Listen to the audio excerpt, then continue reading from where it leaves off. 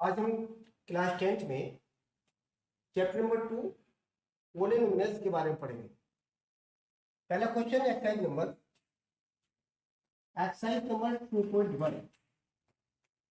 2.1 की बात करेंगे आज हम। पहला सवाल क्वेश्चन एक ही क्वेश्चन इसके अंदर है, आपको ध्यान से समझना। देखिए क्या लिखा हुआ, the graph of y is equal to px are given in figure below for some polynomial px find the number of zeros of px in each case. यानी कि कुछ यहाँ पर केस दे रखे होंगे, कुछ ग्राफ बना रखे हैं यहाँ पर स्टूडेंट्स। उन ग्राफ में ये बताना है कि कितने जीरोज हैं px पर, वो हमें बताने हैं। अब देखिए आगे ध्यान से हम लोग अभी फिगर आपको समझाते हैं, उसमें कितने जीरोज हैं ध्यान से समझना अपना। तो स्टूडेंट देखिए यहाँ पर हमें ये बताना है यहाँ पर कि यहाँ पर एक ग्राफ बना रखा है, ये एक्स अक्ष और ये वाई अक्ष। हमें ये बताना है px को समझाना फाइंड करना, जीरो फाइंड करने px, यानी कि y बराबर px के हम जीरो फाइंड करें। अब y बराबर px की जीरो फाइंड करने के लिए यानी कि हमें ये देखना है कि x अक्ष हमारे पास ये x अक्ष लाइन हो गई और ये y अक्ष लाइन हो गई। x अक्ष पर ये जो हमारी रेखा x अक्ष दे रखी है, यहाँ पर कोई अन्य रेखा इस रेखा को कितनी बार यानी कि इंटरसेक्ट करती है, यानी कि बाय प्रतिच्छेद करती है, हमें ये बताना है यहाँ पर। अब यहाँ पर देखिए पहले सवाल में जो पहले समय देखिए कि एक्स अक्ष रेखा हमारे पास यहाँ पर जो दे रखी है, इसे कोई अन्य रेखा किसी भी अक्ष पर यानी कि कोई भी हमारे पास प्रतिच्छेद यानी कि इंटरसेक्ट नहीं कर रही है। इसका मतलब ये हुआ यहाँ पर कि इसके जीरो हमारे पास जीरो यानी कि जीरो हो गए, हमारे पास कोई जीरो नहीं होगा। यानी कि px इक्वल टू हम कह सकते हैं y बराबर px हमारे पास जो होगा वो जीरो हो जाए। दूसरी फिगर में देखते हैं यहाँ पर क्या है, यहाँ पर ये एक्स अक्ष लाइन और ये y अक्ष लाइन दे रखी है यहाँ पर। तो यहाँ पर ये लाइन हमारे पास आएंगे, इस रेखा ने यानी कि इस रेखा ने एक्स अक्ष को कितनी जगह प्रतिच्छेद किया है, यानी कि इंटरसेक्ट किया है, यानी कि एक जगह किया है।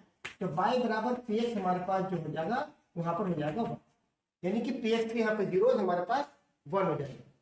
ठीक है, नंबर 3 में बात करें यहाँ पर, तो यहाँ पर ये y अक्ष और ये x अक्ष रेखा, एक्स अक्ष को ये रेखा हमारे पास जो दे रखी है, ये रेखा हमारे पास इस अक्ष को करेंगे 1 2 और 3, यानी कि 1 2 3 3 पॉइंट पर यहाँ पर इंटरसेक्ट हो रही है। यहाँ पर हम कह सकते हैं यहाँ पर जो y बराबर हमारे पास होगा वो px हमारे पास इसके 3 जीरो हमारे पास हो जाएगा।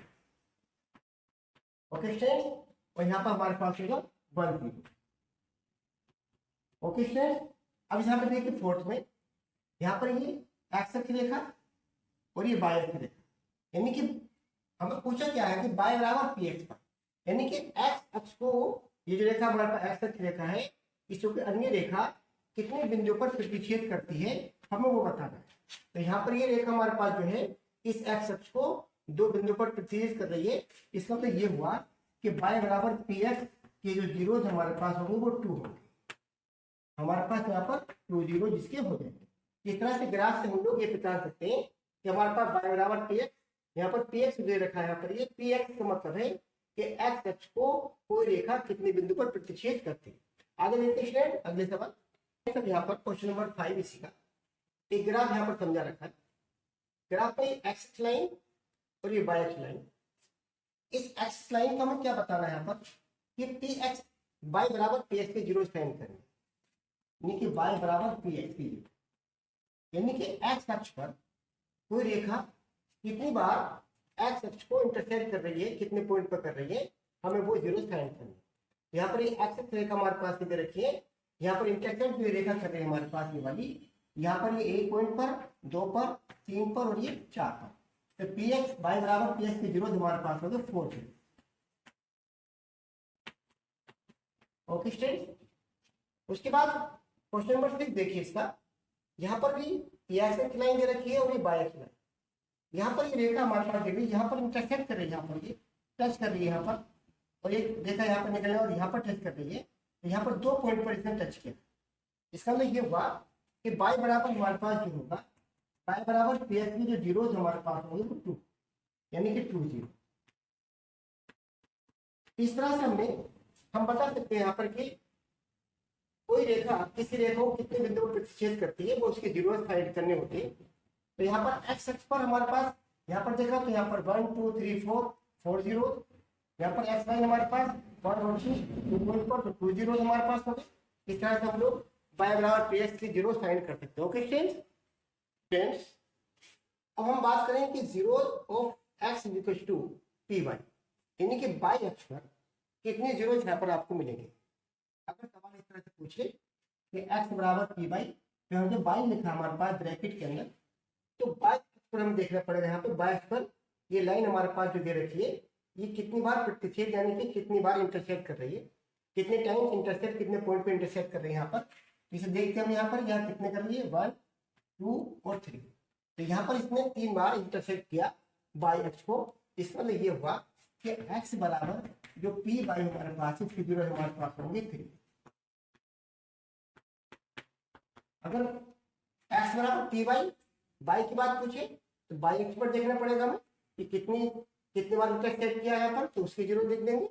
और अगर x की बात करता है तो x कितनी बार इंटरसेक्ट करता है यहाँ पर, तो एक बार। तो पी एक्स बराबर हमारे पास एक बार यहाँ पर यानी कि 1 0 x का हो जाता है। और बाई से पूछे तो हमारे पास होंगे 1 2 3। ओके फ्रेंड, इस तरह से x अक्ष बाई अक्ष पर आपके जीरो फाइंड हो सकते हैं, इस तरह से पूछ सकता है एग्जाम में, तो ध्यान से आपको समझना होगा स्टूडेंट। आगे अब ये कुछ सवाल यहाँ पर करते हैं हम। Zeros of x equal to p y, यानी कि बाई अक्ष पर कितने जीरो यहाँ पर मिलेंगे हमें। तो बाई अक्ष हमारे पास यहाँ पर ये,